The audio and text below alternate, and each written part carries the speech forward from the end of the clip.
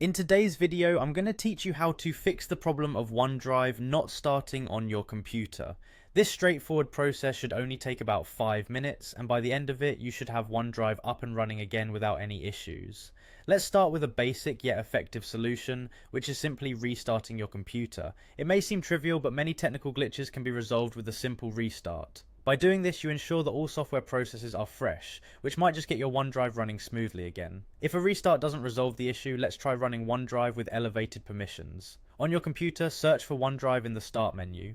Once you find it, instead of the usual left click to open, right click on the OneDrive app icon, and from the drop down menu select Run as Administrator.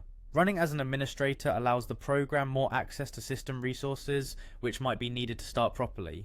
In case running as an admin isn't helping, let's consider resetting the OneDrive application. This is a bit more involved, but don't worry, I'll guide you through it. Start by locating the OneDrive icon in your taskbar, which is usually at the bottom right corner of your screen.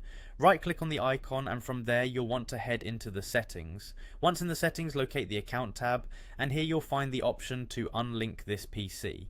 Essentially, this disconnects the application from your computer, resetting your setup. After unlinking, you should then uninstall OneDrive. To do this, open your settings from the Start menu, navigate to Apps, and find OneDrive in your list of installed applications. Click on it and select Uninstall. Once it's uninstalled, head over to the official OneDrive download site, download the latest version, and reinstall it. With OneDrive reinstalled, sign back into your account. You'll be prompted to set up OneDrive again, and any configurations you had before can be restored once you sign in. This fresh installation often resolves any underlying issues with the app not starting. Following these steps systematically should resolve the problem most of the time.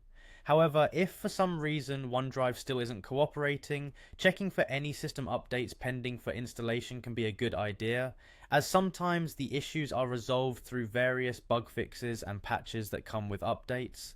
I hope this guide helps you get OneDrive working efficiently again. If you have any other problems or need further assistance, feel free to leave a comment and we can work through it together. Thanks for watching, and I'll see you in the next video.